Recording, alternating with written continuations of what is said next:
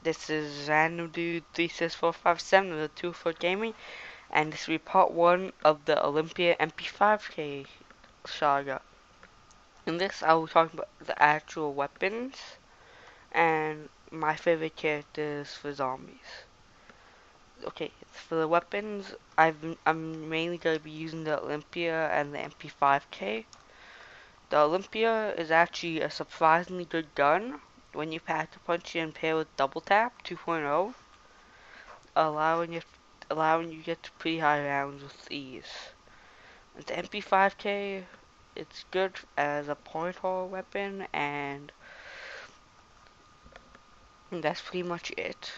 It doesn't really have amazing damage, and ammo is kind of low, so I can't really recommend it. And if you get to a high round, I would much rather recommend another gun. For pack punch differences, well, for the Olympias there's damage boost and I think more pellets, but they took away the fire part, the additional fire damage from Black Ops 1, which I did not like at all because I liked the fire damage. It helped increase the overall damage for the gun. And MP5K just gets a damage boost and I think a magazine boost. I'm not sure about that though. You'll see in the gameplay though. And that's really all I have a bit more to say about the weapons. Is that the Olympia is actually probably my favorite shotgun out of all the shotguns at least, because you can buy the wall ammo, making it quite good, and it was the only shotgun Kato from Black Ops 1 which I like. And the MP5K, well, I think it's just MP5, sorry about that, is a pretty standard SMG, okay damage, high rate of fire, low damage. There's nothing really special about it. The Olympia is a double barrel shotgun if you did not know that, which kind of surprised me unless you never really decided to buy the Olympia. Which I don't blame you, it doesn't look that good right from the start, but it will be helpful later on. I kind of feel that the Olympia is kind of like the sweeper when you pack a punch it. It can take down big groups of foes with ease, and that's pretty much it. As for my favorite team in zombies, it would either be the Mob of the Dead team or the original four characters, not the original World at War guys like the four Marines, but Dempsey, Takeo, Nikolai, all those guys. I like the Mob of the Dead team because they actually have some emotional quality to them for some reason. If you actually listen to the backstory from Mob of the Dead, it's actually pretty sad. And for the original team, they're a funny team. Take some, create some lightheartedness for zombies, and you don't really get that with the other teams. I kind of felt that they tried to do that with the transit team, but it did not go as well as they wanted it to. And I think that's why they brought back the original team for Origins. What I have to think for all the Black Ops 2 maps, on the whole they're okay, but there are some really bad ones like Transit. The High Rise was an okay map. It was kind of special with its only really vertical map, and that made a pretty interesting thing. Marble there was actually a surprisingly good map. Like I thought it would be good, but I didn't think it would be that good. For a simple reason, it was the only map that wasn't designed to be a zombies map. It was actually designed, well, it's a prison. It was designed to be a very up close, tight map, kind of like Vert. So that made it much different. It is the only map it's probably one of the most different maps that there are, because it's a very dark map and surprisingly story driven. And it has many small Easter eggs, which I think is missing from Black Ops 2, because they've only focused on really the big Easter eggs.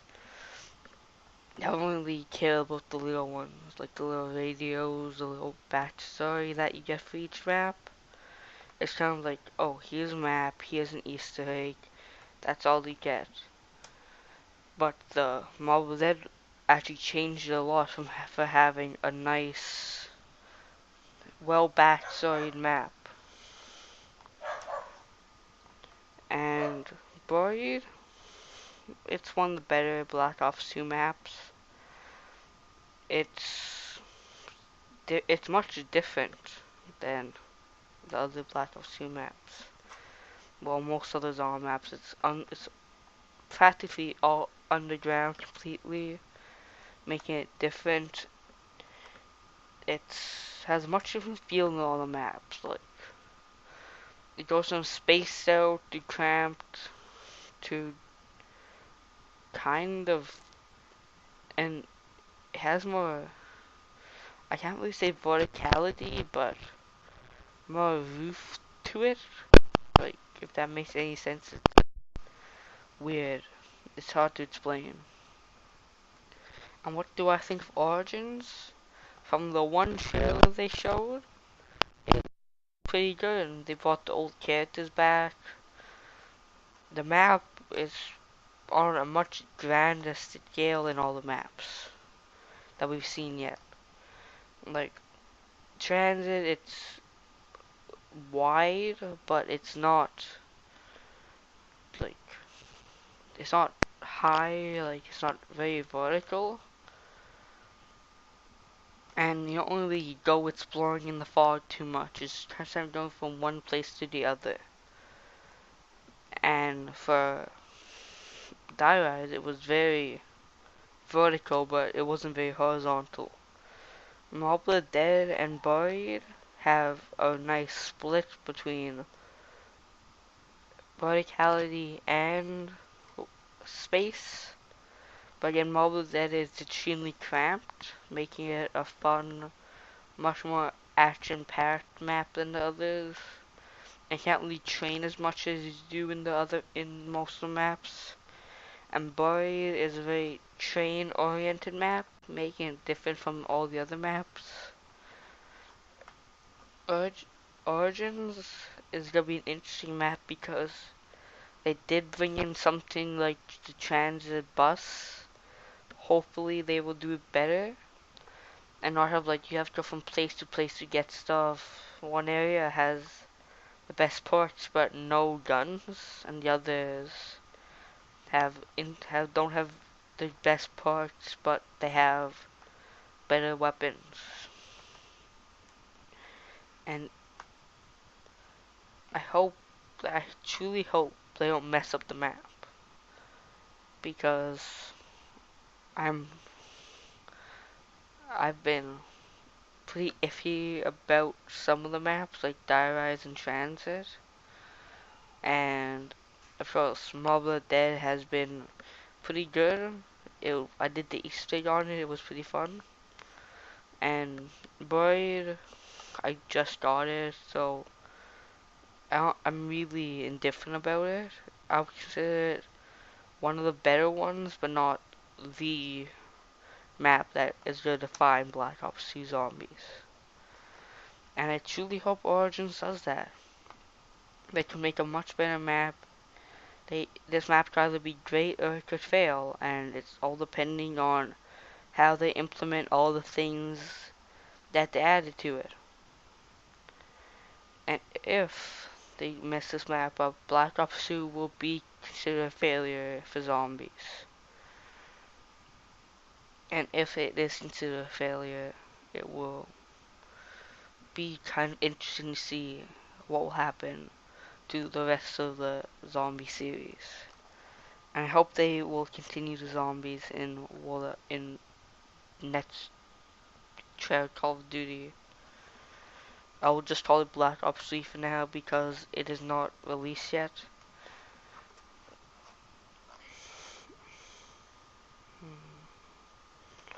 Just trying to think of some other things to talk about, and oh yeah, this is the first part of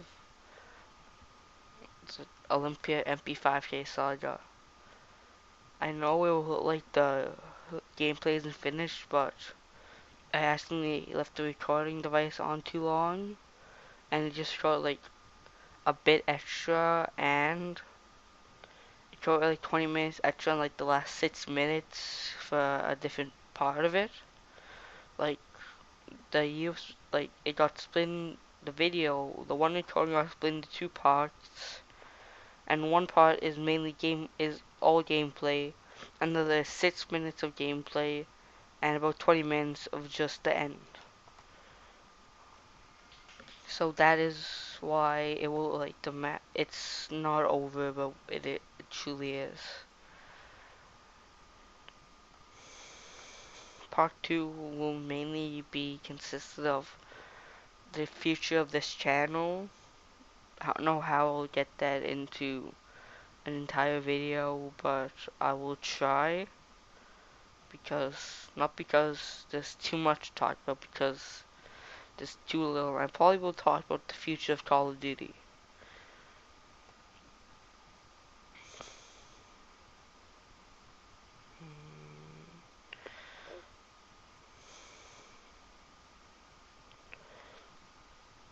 What do I think the old characters returning?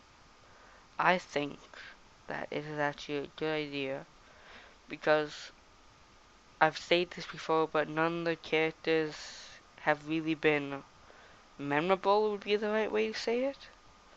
Like, the Mobile Red team had more emotion than the other teams, but the Transit crew, the main crew that we've been using for 3 games now, oh, sorry, 3 maps, hasn't really been anything. They've just kind of been emotionless stale characters, and they kind of really messed up with the characters. They tried to make what happened with the Transit, the I'll just call them the the Derice crew, because that's probably the map they're best known for. But the way they orchestrate the team failed. I think the thing that helped the old crew work the best would be the fact that there were a bunch of slightly racist stereotypes. And the characters were much more interesting than the characters that we have in Boy, Trans, and Eyes. Because look at the characters from the old maps. They have a drunk Russian sent to the front of the Russian front in World War II. We have a sociopathic doctor that started all of this, and we have a, a Japanese guy that we really know very little about, besides him being very honorable and being a really stereotypical Japanese person. And we have the classic all-white American, the gun-loving, pie-eating Dempsey, because that is apparently what Americans are. And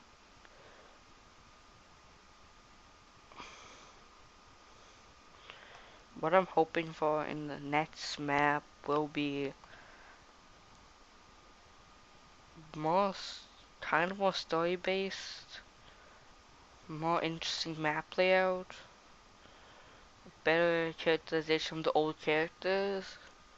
Like, as you could hear in the part when I was talking about Takio, there wasn't really anything to say about him, because he wasn't really talked about.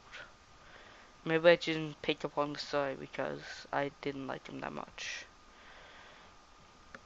And of course, we have a we have the whole diesel punch theme, which could be very interesting. It could truly help the map because this map is gonna be very gray, obviously, and the diesel punch, a different theme could help make the map much more memorable. Like, the only reason I remember Moon is because of those zero gravity stuff, because it wasn't that good of a map. And most people only remember the themes of each map. Like we have the kind of Asian tall futuristic design. We have the 50s, 60s transit design. Like the only reason people will remember Bori is because it's a cowboy theme.